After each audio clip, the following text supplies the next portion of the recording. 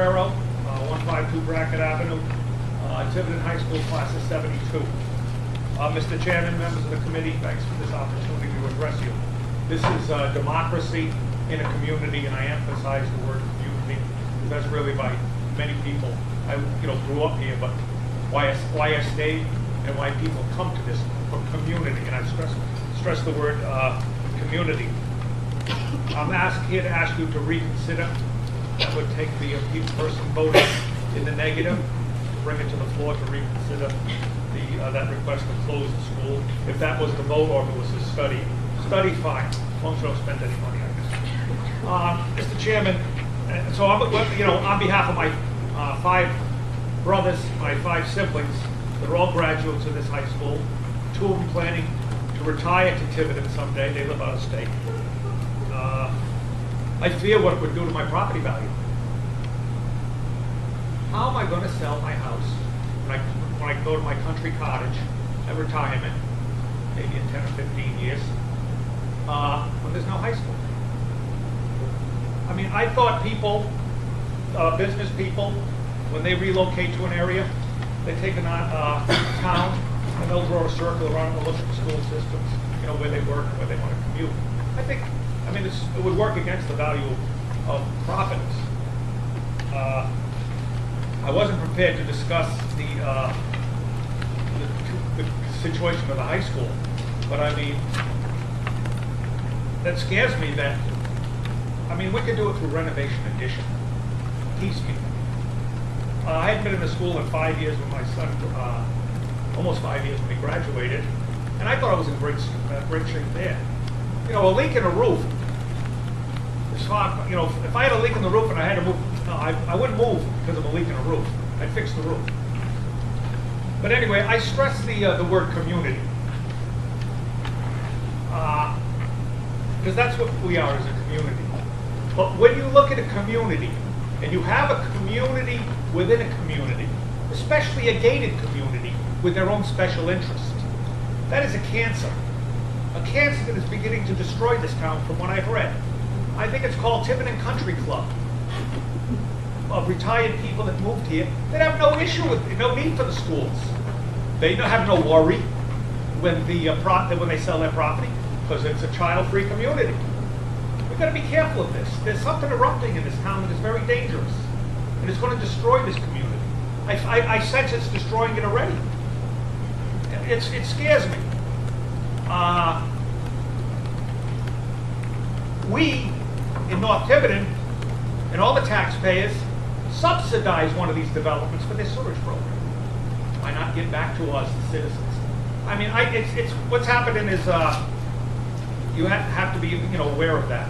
And as far as your comment, Mr. Chairman, about we'll do what the Tiverton people want, where do we determine that? Certainly not at a financial town meeting. That's not a representation of what the community wants for their education system. And certainly, maybe with the election. The election process, everybody got elected. We elected you to lead us and tell us what we need, through the advice of your experts, administration. We can't rely on that mob rule. I want you to lead us, provide a good school system, which I think we have. Myself and my brother and my sister, we graduated from the school. We've done well. I've got 3 children, 30, 26, 23. Pratt Institute College of Art, Providence College, and University of Tampa. They made it through college. They're doing well, fighting the economy now for jobs. But we've got something here. The naysayers are going to destroy this town. Unfortunately, we have that budget process, as opposed to elected officials, determining what the budget should be with the best interest of the advice of everyone they have. So I just advise you to be aware of this cancer that's growing here. We've never seen that. I served on the town council way back when, and my grandfather and my father, and the wealthy people in this town, because I would call those people wealthy, the wealthy people in this town supported everything. They supported everything. Now there's this cancer, and it's my generation. I'm 55, so let's call those 55 to 70. These are the beatniks. We went to Woodstock. And now they want to attack the school system.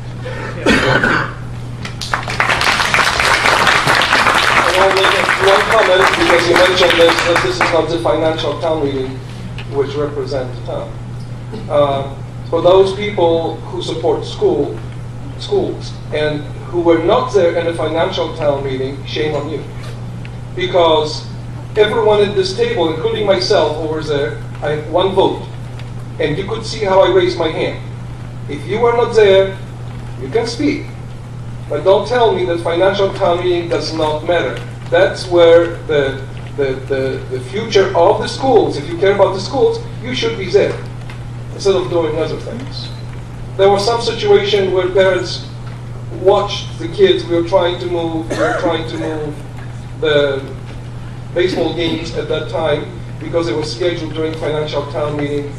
Some parents chose to go to watch little Johnny, 8'7", trying to hit the ball, as opposed to showing up in the financial town meeting to make a decision whether Johnny is going to play baseball in high school. But that's the choices people make. So, yes, financial town meeting matters. Mr. Nelson? David Nelson, Peaceful Way. Bill Rearick, earlier this evening, asked the question, are people willing to weather increases in our taxes to pay for these bills that are coming? And I think as president of TCC, I'm in a very good position to be able to answer that. I get dozens of emails every day. There are hundreds of people in this town that have not paid their taxes. You need to address the chair, not the people, please. It's my feeling that taxpayers are angry. Someone else mentioned these are desperate times. I also believe that's true. Look what's going on in East Providence. Look what's going on in Central Falls, for God's sake. That is a national media event. We need to take desperate action if we are going to address this issue. Perhaps immediate action would be a better word. I've also heard numerous references to uncertainty about the financial town meeting. The origin of TCC is rooted in a financial town meeting that occurred some years ago. So I feel that I'm quite passionate about it. This year, TCC will sponsor and publicize support for a specific level of tax increase that will affect the cap. Now, if that's the case, and we're looking at $750,000 over that cap, I would suggest to this committee that there then is risk associated with moving forward with that number. And the risk is that may in fact not be approved. But TCC hopes to help in this regard.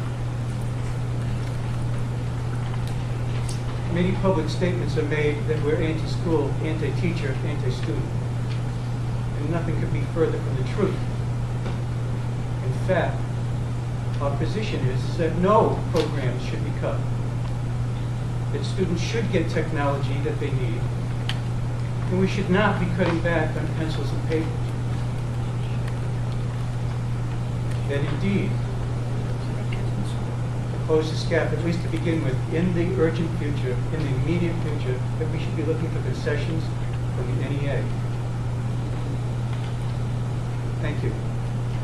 Thank you. Next person.